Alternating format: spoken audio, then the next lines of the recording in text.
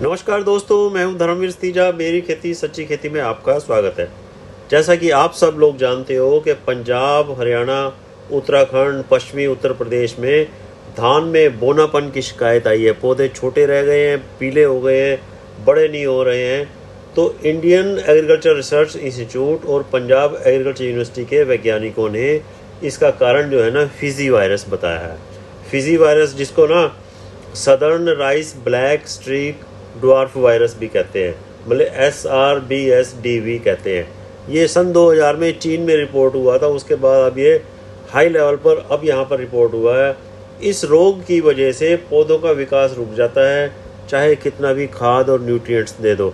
मतलब कि ये न्यूट्रिएंट्स के तत्वों की कमी के कारण नहीं है। इससे बोने पौधों पर बालियाँ बहुत छोटी बनेंगी बाद में, जो थोड़ी बहुत ग्रोथ हुई है, और जो बहुत ज़्यादा ही छोटे पौधे रह गए हैं उन पर बालियाँ नहीं बनेंगी। जैसे ये बहुत छोटे पौधे आप देख रहे हो, यहाँ पर बालियाँ नहीं बनेंगी। धान के उत्पादन पर बुरा असर पड़ेगा। इससे बचने के लिए भारतीय कृषि अनुसंधान परिषद ने अपने ऑफिशियल ट्विटर अकाउंट से एक वीडियो शेयर किया है कि इससे बचने के क्या उपाय हैं, कैसे हम अपना नुकसान कम कर सकते हैं। पूसा संस्थान की खोज, धान में बोनापन का कारण व निदान, IARI पूसा, न्यू दिल्ली। जो उनके डायरेक्टर हैं ना, डॉक्टर AK सिंह ने कहा है, वो मैं आपको सुनाता हूँ, बताता हूँ कि हम अपनी धान की फसल में नुकसान कम कैसे कर सकते हैं।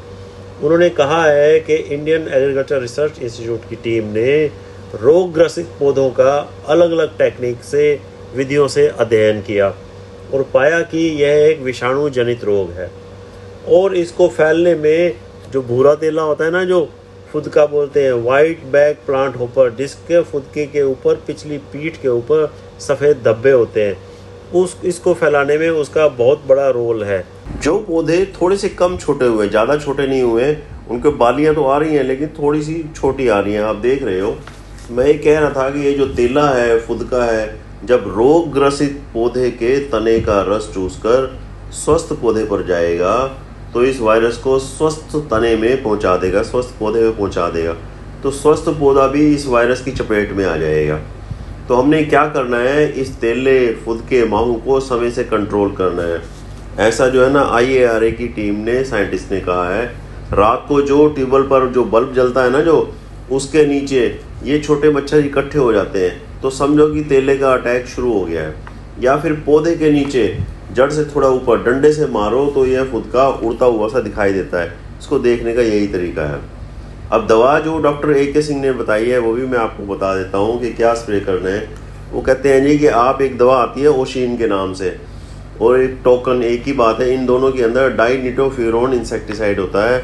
इसको 100 ग्राम प्रति एकड़ के हिसाब से आप स्प्रे कर दो 140 से 160 लीटर पानी में, या फिर पैक्सालोन कर दो 94 ml प्रति एकड़, या फिर आप पाइमेट्रिजिन कर दो, जो चेस के नाम से मशहूर है, 120 ग्राम प्रति एकड़ के हिसाब से आप स्प्रे कर दो। तो इन दवाइयों से WBPH कंट्रोल हो जाएगा और यह बीमारी जो है ना आगे नहीं फैलेगी। IARI ने रोगग्रसित पौधों के दूधिया दानों का भी टेस्ट किया है। मतलब कि उन्होंने ये टेस्ट किया है, उसमें से दूधिया दानों में से RNA आइसोलेशन करने के बाद परीक्षण किया तो पाया कि दानों के अंदर ये वायरस नहीं है। तो इसका मतलब ये बीज से बीज जनित विषाणु रोग नहीं है। चलो, एक चिंता तो कम हुई, बीज बनाकर अगले साल प्रयोग कर सकते हैं। IARI की टीम का धन्यवाद। लेकिन तेले का, फुदके का कंट्रोल टाइम से जरूर करें। एक चिंता मैं भी आपकी कम कर देता हूँ, अब की बार धान की फसल से हमारी आमदनी के बारे में। अब आपको पता है कि उत्तर भारत में इस साल बारिशें कम हुई हैं, मानसून थोड़ा कमज़ोर रहा है। वेस्ट बंगाल, बिहार, यूपी, छत्तीसगढ़, तेलंगाना में भी धान की बुआई कम हुई है। 26 अगस्त तक 7% कम बुआई के आंकड़े आए हैं। और सूखा जो आया है यूपी में, बिहार में, सूखे से धान की पैदावार में कमी आ सकती है, क्वालिटी पर भी असर पड़ेगा। विश्व में खाद्यान्न की कमी है, अनाज के रेटों में उछाल है। जो युद्ध हो रहा है ना, जो रूस और यूक्रेन में, उसमें से उसके कारण भी अनाज के रेटों में उछाल है। बासमती का आप हाल देख रहे हो, बासमती के चावल में भी तेजी है। जो 1509 अगेती है वो जो है अब 3600-3700 के करीब बिक रही है। चावल के टुकड़े की बहुत ज़्यादा डिमांड आ रही है विदेशों से। नॉन बासमती धान MSP से 5 से 7% ऊपर बिकने की संभावना है। चीन भी चावल के टुकड़े की डिमांड कर रहा है। अब ये देखो जी, बोनेपन से जो पैदावार कम होगी तो अच्छे रेटों से कुछ उम्मीद जागी है। मुझे तो ये उम्मीद है 100 से 150 रुपये प्रति क्विंटल मिनिमम सपोर्ट प्राइस से ऊपर बिकेगी नॉन बासमती धान, पीआर की जो फसल है ना। जो आप अपनी फसल का पूरा ध्यान रखें, पूरी पैदावार लें, पूरा जोर लगा दें। उम्मीद है आप अपने होने वाले नुकसान को कम करेंगे।